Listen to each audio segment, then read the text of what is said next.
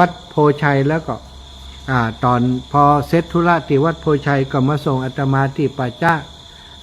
จ้าที่นี่เนาะห่างจากหมู่บ้านมากิโลนึงมาเพียวมาพัดมาช่วยเพียวช่วยพัดกวาดที่ศาลานี่เสร็จแล้วก็ขอฟังธรรมะแล้วก็ได้เดินทางกลับไปแล้วคณะนี้ก็คงอยู่ในระหว่างการเดินทางไปที่อำเภอพระธาตุพนมสถานบุญอยู่ตั้งหน้าไผ่พอบาหันเนาะมาตัวคนเดียวได้มาระหว่างทางก็ยังมีคนดูแลอุปถัมภ์มาได้ปีได้น้องติเพ่แหมอันนี้ถือว่าเป็นบุญที่สร้างร่วมกันมาก่อนนะสถาเหมือนกับสถาอีป่อยอีแม่ที่อยู่ตั้งบ้านตั้งจองที่เฮาได้ฟังรายการแล้วก็ฮักกันเป็นลูกเป็นเต้าเนาะซึ่งถ้าบ่มีรายการวิทยุก็หลายคนหลายท่านที่เฮาฮู้จักกันทางสถานีวิทยุเนี่ยเกิดจากบุญสัมพันธ์ที่เฮาได้มาพบปะกันทางวิทยุถ้าบ่มีวิทยุวิทยาลัยสงฆ์นะสถาพี่น้องลำปางเฮาคงบ่ฮู้จักชื่อมหาสมชาติแล้วก็คงบ่ได้มาพบมาดูแลอุปถัมภ์กันเป็นเพราะสถานีวิทยุวิทยาลัยสงฆ์นครลำปางเลยทีเดียวที่ทำให้เฮาได้มาพบมาปะกันอาตมาได้ทราบข่าวว่ากองทุนของสถานีวิทยุนะปัจจัยที่เฮาได้จากการระดมทุนจากกิจกรรมต่างๆของคลื่นสีขาวในปีที่ผ่านมาที่มอบไว้ให้กับสถานีก็ใจมาเป็นปีแล้วนะสถาตอนนี้ก็เหลือบาเต่าใดแล้วเหลือแหมบักเหลือถ้าบาหาเพิ่มเลยนี่ก็แหมบักกี่เดือนก็มดก็แย่อย่างดอกจะท่าแย่อย่างดอกถ้ามดเขาจะเอาสตางค์ที่ไหนมาเป็นกับไฟฟ้ากับอินเทอร์เน็ตกับซ่อมบำรุงอุปกรณ์ต่างๆของสถานีขอแจ้งให้สถาได้รับทราบว่าหลายสถานีที่เป็นสถานีธรรมะบางสถานีก็เป็นสถานีที่ดีคนติดตามกันนักหนาป้านก็ต้องปิดตัวลงไปยุบลงไปอย่างวัดบรรพตสถิตท่านเมื่อก่อนท่านอาจารย์เพิ่นก็ตั้งสถานีมีความตั้งใจว่าเป็นศูนย์กลางในการเผยแพร่แต่เอามารับผิดชอบรับภาระคนเดียวจัดรายการก็ดีจัดจ้างคนมาเปิดเครื่องแหมจ้างช่างเทคนิคมาดูแลแหมเครื่องลุเครื่องเสียผ้าเพี้ยก็เสี่ยงกะบำรุงเครื่องแหมเสี่ยงกะน้ำกะไฟแต่ละเดือนแหมก็ปิดตัวลงไปเหี่ยวัดเมืองศาสตร์ที่จังหวัดลำปางของเฮาหั่นก็เป็นสถานีวิทยุธรรมะมีตึงธรรมะของครูบาอาจารย์ก็เป็นติดตามของศรัทธาญาติโยมแต่ระยะหลังมาบัดเดี๋ยวนี้รู้สึกว่าก็จะปิดตัวลงไปเนื่องจากว่าบ่มีทุนสนับสนุนเพราะเป็นสถานีบริการชุมชนบัจจัยสถานีที่ทำธุรกิจฉะนั้นจึงบ่มีรายได้จากการโฆษณาประชาสัมพันธ์อย่างต่างๆอาศัยจากผู้มีจิตศรัทธาสนับสนุนช่วยเหลือสถานีวัดบุญยวิทยุวิทยาลัยสงฆ์บกอนที่อยู่ได้บ่เดือดร้อนเพราะว่าช่วงเศรษฐกิจดีๆก็อย่างดีๆก็เนาะกฐินผ้าป่าเข้าไปที่วัดบุญญาวาสวิหารสมัยหลวงปู่เปิ่นยังมีบุญมีวาสนาอยู่นั้นเป็นเจ้าคณะจังหวัดเป็นที่ปรึกษาเจ้าคณะภาคอย่างต่างๆหลวงปู่ก็ได้อุปถัมภ์ใช้งบประมาณของมูลนิธิวัดบุญญาวาสอุปถัมภ์เป็นการน้ำกับไฟให้สถานีแต่ระยะหลังมาตั้งแต่โควิดเข้ามาสถานเศรษฐกิจอย่างต่างๆเงินกฐินผ้าป่าที่เข้าไปบำรุงวัดบุญญาวาสวิหารก็บ่เพียงพอที่จะเอามาช่วยตรงนี้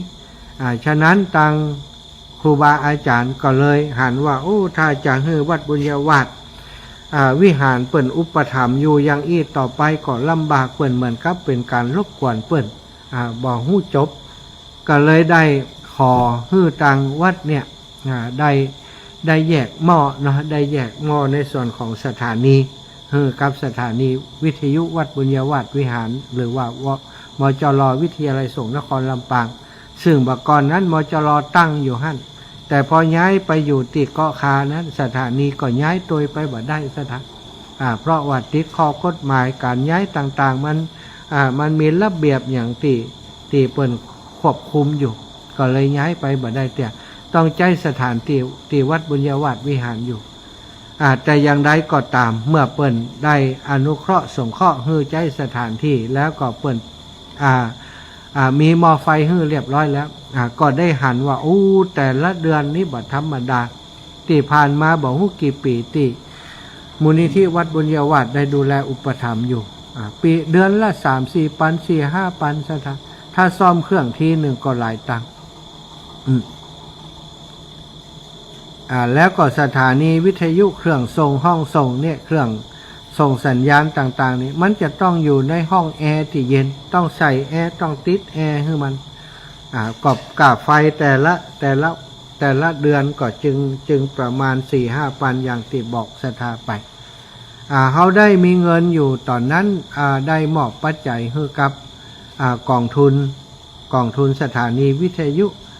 ฮู้ซึกว่าจะเป็น 50,000 หรืออะไรอย่างเนี้ยเนาะพร้อมกับเงินที่ได้ช่วยกันกันหามีอะไรอย่างก็สามเณรอ้อมบุญฮือศรัทธาญาติโยมไปอ้อมบุญกันเปิ้นก็เอามามอบฮือพ่องก็ย้ำบ่มอบกำเตือนัดหมายว่าจะมอบกันบอกคือไปเอาก็ได้ไปเอากำเตือหลายท่านหลายคนส่วนใหญ่เปิ้นก็จอมไว้นะก็ได้ตังอยู่รู้สึกว่าจะเป็นประมาณ 7-8 หมื่นเนาะที่เป็นกองทุนสถานีวิทยุบ่ได้เอาไปใช้อย่างอื่นนะเอาไปเป็นกองทุนเอามาใช้การน้ำการไฟการใช้จ่ายต่างๆของทางสถานีอย่างที่บอกไปใช้ไปทุกเดือนเหมือนกับเขาตักน้ำใส่ตุ่มเตื้อเดียวแล้วก็จ่ายถึงวันบ่ได้ตักเติมต่อไปทุกวันนะน้ำมันก็แห้งไปบัดเดี๋ยวนี้แห้งเหลือติดบัญชีหันประมาณ 2-3 หมื่นต่ออันก็จะใจแหมกี่เดือนเนาะถ้าบ่าหาเพิ่มเข้ามาก็คงจะแหม 3-4 เดือนก็จบข่าวแล้วจบข่าวก็คือบ่สามารถจะออกอากาศได้เพราะว่าบ่มีสตางค์จ่ายค่าน้ำกับไฟอาตมาได้ติดตามเรื่องนี้กับเจ้าหน้าที่สถานีน้องแอมพัชริยาฟองจันตาตลอดถามว่าเตือตั้งต่อใดลูกใจเนี้ยอย่างใดจะหาตังเข้ามาอย่างใดดีน้องแอมก็แจ้งให้ฟังตลอดเหมือนกันการหน้าการรูปปล่อยเนี้ยอย่างใดดี หน้าการรูปปล่อยเนี้ยอย่างใดดีอาตมาก็มาเป็นกำกึดว่าถ้าเขาบ่เริ่มต้นตักน้ำเข้าใส่ตุ่มก็เดี๋ยวมันก็จะแห้งแต่ถึงเวลามันแห้งไปนี้มันจะลำบากก็เลยได้กับน้องแอมว่าเอาอย่างอีกก็แล้วกันช่วงนี้ติดทุกปอเดินทุดงอยู่ทางภาคอีสานยังบ่เรื่องการศึกษานักเตือเพราะว่าส่วนใหญ่แฟนรายการคนที่จะสนับสนุนเนี่ยก็จะอยู่ภาคเหนือเป็นส่วนใหญ่ถ้าติเพนี่มันก็ไกลอยู่ระยะเวลาแห่งเดือนปลายก็เลยช่วงนี้อยากจะประชาสัมพันธ์บอกให้ศรัทธาญาติโยมได้รับทราบว่าอาตมาและก็ครูบาอาจารย์พระสงฆ์นักเผยแผ่ที่จัดรายการด้วยกันที่สถานีวิทยุ 106.50 เมกะเฮิรตซ์จะทอดผ้าป่าสามัคคีหาทุนเข้ากองทุนบำรุงสถานีวิทยุวิทยาลัยสงฆ์นครลำปางในวันที่31 พฤษภาคมจากนี้ไปวันนี้วันที่14วันพุธ15เนาะก็มีเวลาแห่ม15-16 วันศรัทธาญาติโยมไผอยากจะร่วมบุญโดยแจ้งไปที่โอนเข้าบัญชีของกองทุนสถานีวิทยุวิทยาลัยสงฆ์นครลำปางเลยบ่ต้องโอนผ่านอาตมาแล้วก็ถ้าโอนเข้ากองทุนวิทยาลัยสงฆ์นครลำปางนั้นน้องแอมพัชริยาฟองจันตาเพิ่นจะได้ลงทุกวันวันนี้มีเปิ่นหอมมากี่คนต่อใดหอมมากี่คนต่อใดจะสรุปยอดให้ได้หันทุกวันเนาะส่วนอาตมาก็จะได้ประกาศตามรายชื่อที่น้องแอมเปิ่นส่งมาทุกวันจะได้ช่วยกันถ้าลำพังเข้าติอาตมานี่มันยุ่งยากศรัทธาญาติโยมและอีกอย่างหนึ่งอาตมาก็บ่อยากจะให้เป็นปัญหาเดี๋ยวจะเกิดดราม่าขึ้นมาแหมบางคนก็เข้าใจบางคนก็ไม่เข้าใจบางคนที่เข้าใจฮู้จักอาตมาเพิ่นก็เข้าใจบางคนที่บ่ฮู้จัก กับอาตมาว่าเป็นคนอย่างใดลึกซึ้งนี่ก็อาจจะเข้าใจก็อาจจะว่าเป็นการหาตังของอาตมาพออู้เรื่องสถานีเอาเข้าบัญชีตัวเก่าเพื่อลุ่มๆ ได้เป็นล้านเมื่อไงอ่ะมันก็จะยุ่งฉะนั้นศรัทธาถ้าอยากจะร่วมบุญด้วยอาตมากล่องบุญละ99 บาทเนอะหรือว่าจะเอาเต็มร้อยก็แล้วแต่ศรัทธาถ้าโอนนี่99กับยอดงามนะศรัทธากล่องทุนกล่องบุญละ99 บาทสรุปยอดได้ต่อใดอาตมาจะทอดให้น้องแอมให้เจ้าหน้าที่สถานีเอาไปทอดถวายที่วัดบรรพตสถิตแล้วก็นำเข้าบัญชีของสถานีวิทยุซึ่งบัญชีนี้เป็นบัญชีที่ท่านอาจารย์พระมหานพดลสุวรรณเมธีผอ.วิทยาลัยสงฆ์นครลำปางผู้ดูแลกองทุนนี้เปิดบัญชีไว้ร่วมกับท่านอาจารย์พระมหาบวรวิทย์รัตนโชโตรองบริหารและก็น้องแอมพัชริยาฟองจันตาเจ้าหน้าที่สถานี3 คนช่วยกันเปิดบัญชีไว้เป็นบัญชีกองทุนกองทุนบำรุงสถานีเนอะชื่อในบัญชีนี้จริงๆก็คือกองทุนบำรุงสถานีแต่ว่าเปิดในนามท่านอาจารย์พระมหานพดลเป็นผู้เปิดท่านอาจารย์บวรวิทย์เป็นผู้เปิดร่วมกันน้องแอมพัชริยาฟองจันตา3 คนบ่ต้องกลัวเรื่องปัญหาความโปร่งใสนะเพราะรายรับรายจ่ายทุกอย่างน้องแอมที่เป็นเจ้าหน้าที่สถานีได้ทำบัญชีรับจ่ายสามารถชี้แจงให้กับศรัทธาญาติโยมได้ทุกเดือนลูกสาวก็จะต้องสรุปว่าค่าไฟต่อใดเงินที่เข้ามาได้บัญชีได้ต่อใดเหลือต่อใดได้ต่อใดเหลือต่อใดเป็นอย่างอีตลอดทุกเดือนเลยศรัทธาเนาะต่อไปตั้งหน้าก็จะเอามาชี้แจงบอกกล่าวให้ศรัทธาได้รับทราบว่าโอ้เดือนนี้จ่ายค่าไฟไปต่อใดตอนนี้ยอดคงเหลือต่อใดใครอยากจะหอมเป็นค่าบำรุงค่าไฟสถานีก็หอมกันเข้ามาการตั้งสถานีไม่ใช่เรื่องง่ายศรัทธาแล้วก็การจะทำสถานีเป็นสถานีธรรมะที่มีคนติดตามก็ไม่ใช่เรื่องง่ายเหมือนกันหลายสถานีจบลงไปยั่งลงไปยุดไปเพราะว่าแบกรับการใช้จ่ายบ่ไหวและที่สำคัญก็คือบอกค่อยมีคนติดตามรับฟังแต่สถานีวิทยุวิทยาลัยส่งลำปางของเฮานี้มีนักจัดรายการหลากหลายล้วนแต่มีความรู้ความสามารถท่านอาจารย์พระมหานพดลสุวรรณเมธีท่านพระครูสิริธรรมบัณฑิตท่านอาจารย์พระมหาบวรวิทย์รัตนโชโตท่านอาจารย์พระครูอภิวัฒนิรันดร์แล้วก็ท่านอาจารย์พระครูท่านอาจารย์เสน่กาลงตุปีต้อมตุปีเกตุปีแวงหรือว่าท่านอาจารย์ณรงค์ชัยอคาวโรท่านอาจารย์ปันแก้วนี่หลวงพ่อวัดปัญจัวท่านอาจารย์สาธิตธีระปัญโยล้วนแต่เป็นพระสงฆ์ที่มีความรู้ความสามารถทั้งนั้นที่มาจัดรายการด้วยกันจึงทำให้มีศรัทธาญาติโยมติดตามรับฟังอยู่นักหนาปาป้านเฮาก็คงจะจำเป็นจะต้องบำรุงสถานีดูแลสถานีกันไปเพื่อประโยชน์ในการเผยแพร่เพื่อให้ศรัทธาญาติโยมได้ติดตามกันอย่างต่อเนื่องนะไผ่คิดว่าโอ้เป็นโครงการที่ดีมีความจำเป็นจะต้องช่วยกันอาจจะบ่มีถึง99ก็ได้ศรัทธาอีแม่อีปอดทั้งหลายจะหอมคนละ10ละ20ก็ตามแต่อัธยาศัยของเฮาตามแต่จิตเจตนาที่เฮาสามารถจะทำได้ทำบุญจะไปให้มันเดือดร้อนตัวจะไปให้มันเดือดร้อนครอบครัวเดือดร้อนคนอื่นเนาะก็เอาหมอกพอดีพองามสำหรับเฮานกน้อยสร้างรังแต่พอตัวก็เอาตามที่เฮาสามารถแบกรับได้วันนี้เนาะอาตมาได้เริ่มต้นโครงการวันนี้วันที่14 เดือนพฤษภาคมได้โพสต์ลงไปใน Facebook พร้อมกับได้โอนปัจจัยเข้าไปในบัญชีของกองทุนสถานีเป็นที่เรียบร้อยแล้ว999 บาท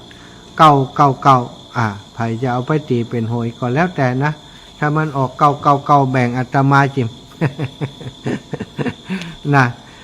ก็ฝากไว้เนอะศรัทธาเลขบัญชีศรัทธาจดเลขบัญชีกำเนอะฝ่ายที่ฟังอาตมาแล้วเข้าใจอยากจะร่วมบุญตัว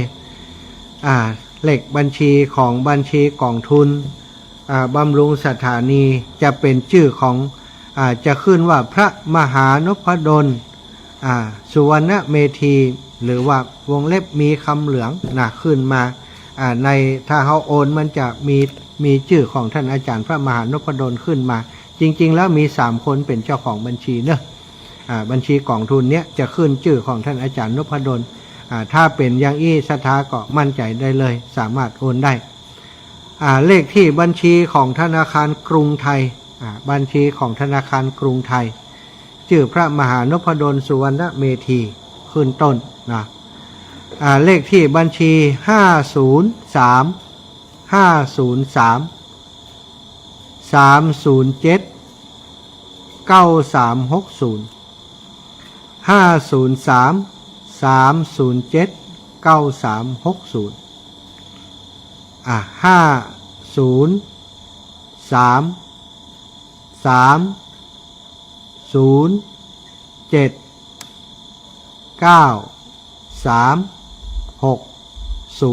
นะ503-307-9360นะศรัทธาญาติโยมถ้าบัตรตันก็โทรมาในรายการก็ถามแฮมก็ได้ก็จะบอกไปเรื่อยๆนะตั้งแต่นี้ไปถึงวันที่31 503-307-9360การได้ช่วยการเผยแผ่ธรรมของพระพุทธเจ้านี้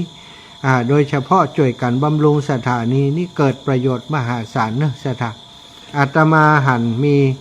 นักธุรกิจคนหนึ่งได้มอบเวลาให้กับคลื่นสีขาวครูบาอาจารย์มาจัดรายการ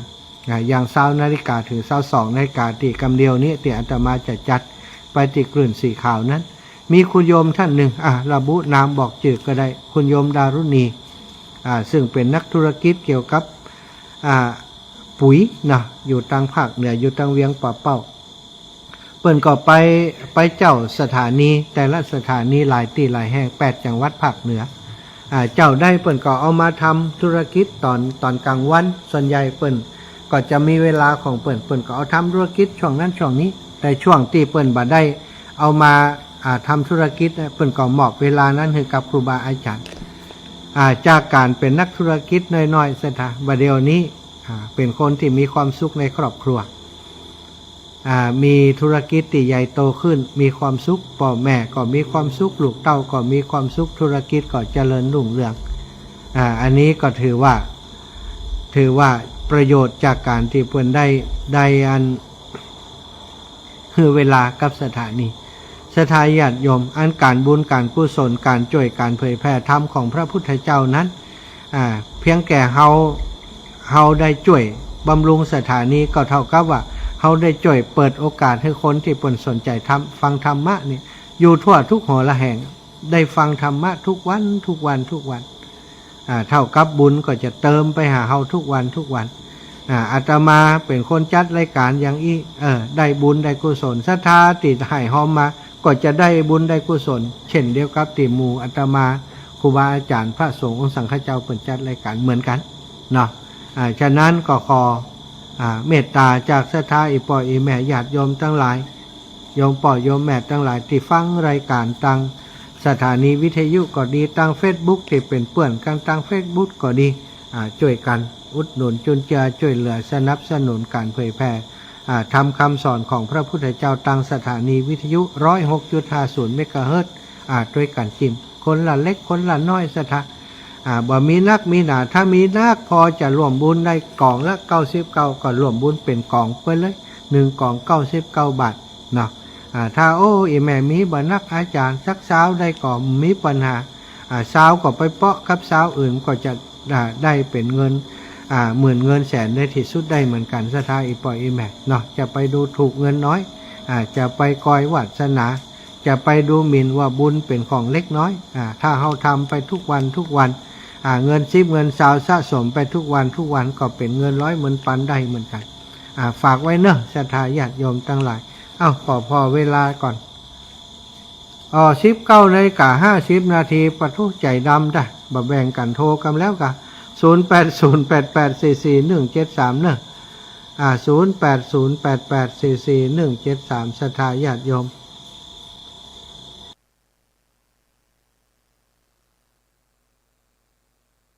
0808844173โอ้มีบทกลมานี่อ่านให้ฟังสักหน่อยแล้ว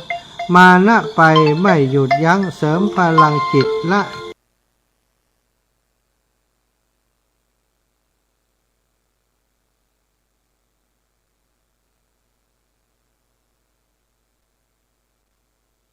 กิเลสไม่กลางแค่จ้าเบอร์ที่ตะคืนนั้นได้แล้วนะถ้าแม่โทรเบอร์นั้นมันจะดับเนอะโทรเบอร์นี้080เจริญปอน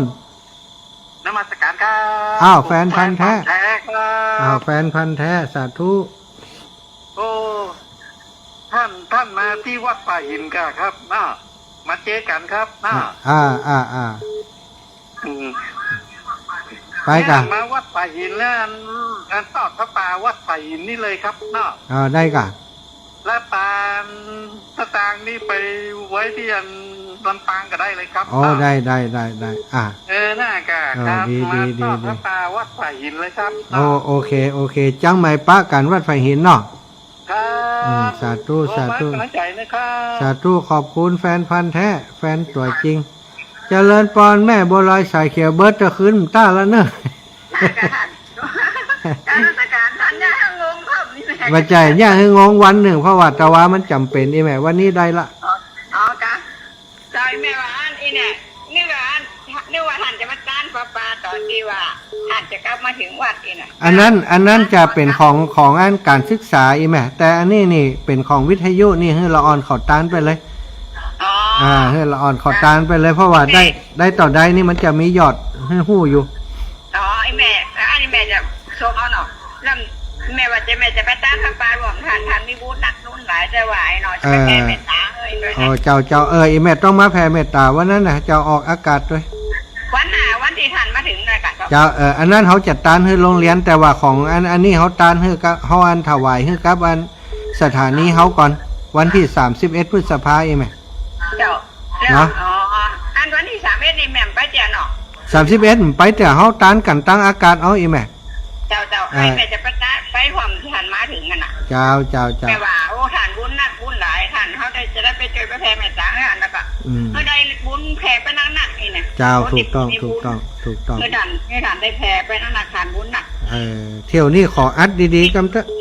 คิดแล้วน่ะคิดจะอูกะหมู่หลายคนละดูกับเพื่อนกันโมล่ะสาธุแม่เนาะของโรงเรียนเขาไปทำกันวันที่ประมาณวันที่19ของเดือนมิถุนาป่ะแม่เจ้าแล้วก็ช่วงนี้นี่ขอเป็นอยากจะช่วยก็กว่าสตังค์เปิ่นหมดกำเดียวจะมีปัญหานะเจ้าได้เจ้าสาธุอันนั้นโอนเข้ากับกองทุนสถานีไปเพราะน้องแอมมันจะลงรายละเอียดทุกวันเขาจะได้มาประกาศทั้งนี้ด้วยไหมเจ้าสาธุเจ้าจดเลขที่บัญชีไว้เด้อศรัทธาญาติโยมยายพรจะหอมอย่างนี่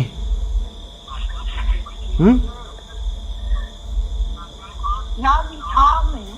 อมันไปใครแง่ไปมันได้ก็โอนมาเลยไม่จ้างจะโอนมันต้องอ้วจบข่าวคนเจียงใหม่พุ่นของตัวเดือดร้อนเนาะของตัววัดไฟหินเดือดร้อนเนาะเขาได้อย่างวันนี้สาธุขอบคุณยายพรจะรับสายอื่นก่อนเนอะขอบคุณที่โทรมาให้กำลังใจ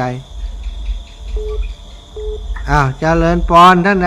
ถวายความเคารพทุลุงกิจครับได้เลยใจอาจารย์เนอะ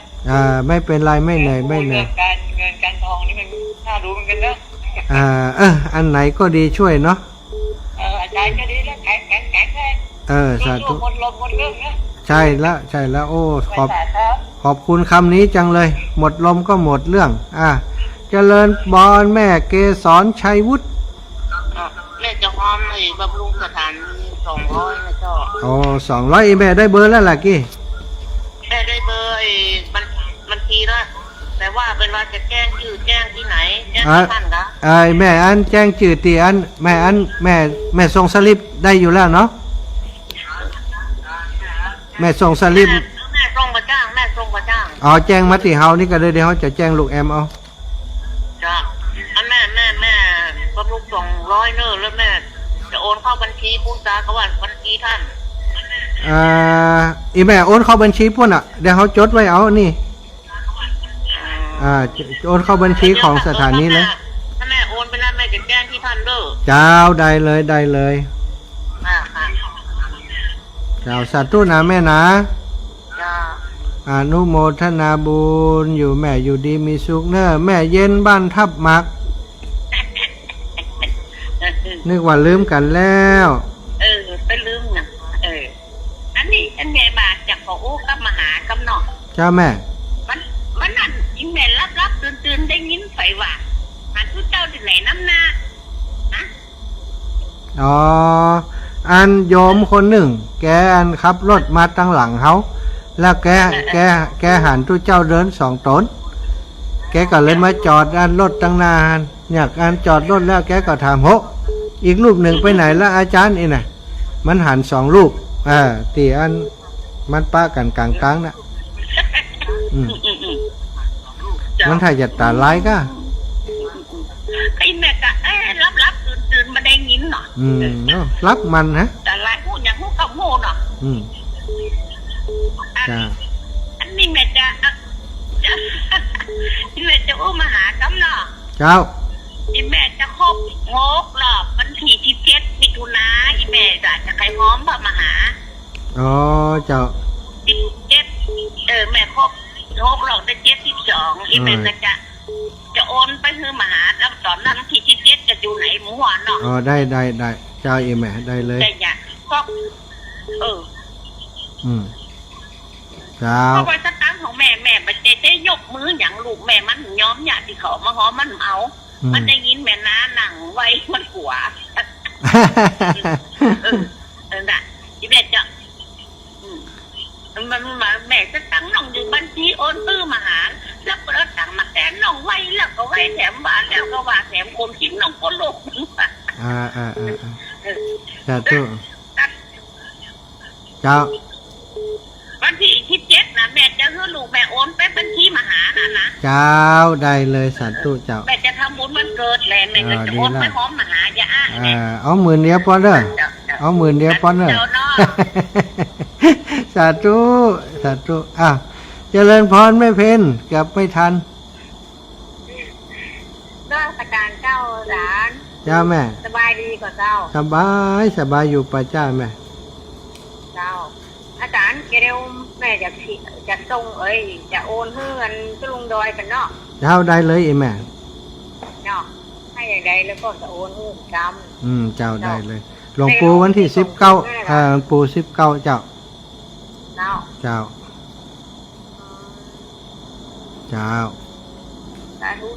สาธุขอบคุณอีแม่ศรัทธาญาติโยมทั้งหลายเวลาหมดเวลาแล้วเนอะเดี๋ยว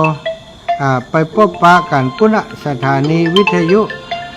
คลื่นสีขาว20 นาฬิกาถึง22 นาฬิกาอยู่จัตตาโลธรรมาวัฏันติอายุวันโนสุขังพระลังเจริญปอนแม่ทองสุขสีที่นิ้วฟังอยู่ไหนติดตามอยู่ตึงวันนะเจ้าโอ้ดีกะฟังกันตึงวันหูมดอยู่ไหนจ้าอันแต่ว่าไข่หอมเกาหอมเจ้าจดหมายจดเลขไว้เนี่ยเจ้าโอนไปคือน้องแอมล่ะโอนไปคืออันกล่องทุนนะแต่น้องแอมมันจะเป็นคนลงรายละเอียดวันนี้มีสตังค์เข้าต่อได้จนถึงวันที่31ปุ๊บก็ปิดเลยได้ต่อได้ก็จะเอาถวายแล้วก็จะแจ้งให้ทราบว่าเงินเข้ากล่องทุนต่อได้เนาะแม่เนาะเจ้าแม่ว่าจะคือว่าจะหอมน้องแอมเก่าดีละนะได้ช่วยกันโอ้อันถ้ามีตังค์มันก็สถานีก็เงียบปิ้งอันนี้เนาะถ้ามีการน้ำกับไฟให้เปิดหาใส่ไว้เหมือนกับตักน้ำใส่ตุ่มไว้พ่องตักใส่กำแล้วเป็นปีเนี่ยก็แห้งแก๊กกับแม่เจ้าแม่ก็ว่านะสาธุฟังตึงวันน่ะกูเตือก่อปิ้งงานอื่นติ๊กป้อมได้อู้เรื่องของสถานีนี่เนาะเอาสถานีไปอู้เรื่องอื่นเพราะว่า ก็ทำบุญอย่างอื่นก็มานักละอินดูสถานีเขาก็เอาเข้าสถานีเหี่ยวพ่อ เจ้า เจ้าสัตว์ตู้ดาแม่นะเดี๋ยวปะกันปุ้นเช้าถึงเช้าสองตั้งคลื่นสีขาวเนอะ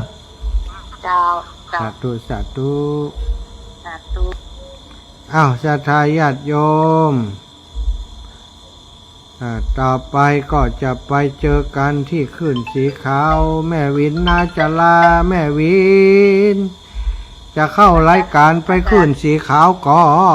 น อาจารย์เจ้า เจ้า แม่โอนไปเฮอแล้วมีวันจันทร์แล้วเนอะ จะเรากับปูนนะ แก่ปูน4 ถุงไง เจ้าขอบคุณทั้งหมดเลย เจ้าได้เรียบร้อยแล้วซื้อปูนฮื้อแล้วเนอะขอบคุณเจ้า สาธุเจ้า แม่จืมใส่เนอะพระอาจารย์ โอ้ ปีมาแห้ง นั่นแต่กะน้ำจืมใสเอกะก่อยเนี้ยก่อยทำไปถูกต้อง พระอาจารย์ สาธุอ้าวเดี๋ยวจะเข้ารายการก่อนนะเข้ารายการเชียงใหม่ก่อนนะ เจ้าพระอาจารย์เนอะพระอาจารย์ เจ้าสาธุ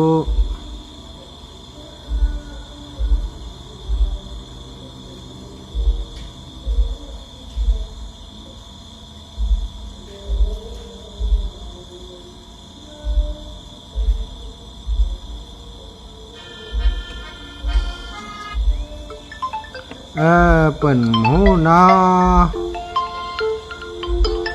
ะจังเชียงใหม่ก็อดเอากำเนอะครับสายลำปังก่อน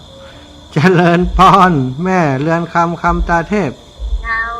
สาธุเจ้าท่านมหา เจ้าแม่ สาวโอนตังมาได้ห้ามระยัง อ๋อได้แล้วแม่ แม่ก็เป็นห่วงผัวชาติบัดได้ห้าม ได้แล้วเอาไปเอาไปเอาไปถวายตีอันซื้อปูนแล้วเนอะ เจ้า เรียบร้อยสาธุแม่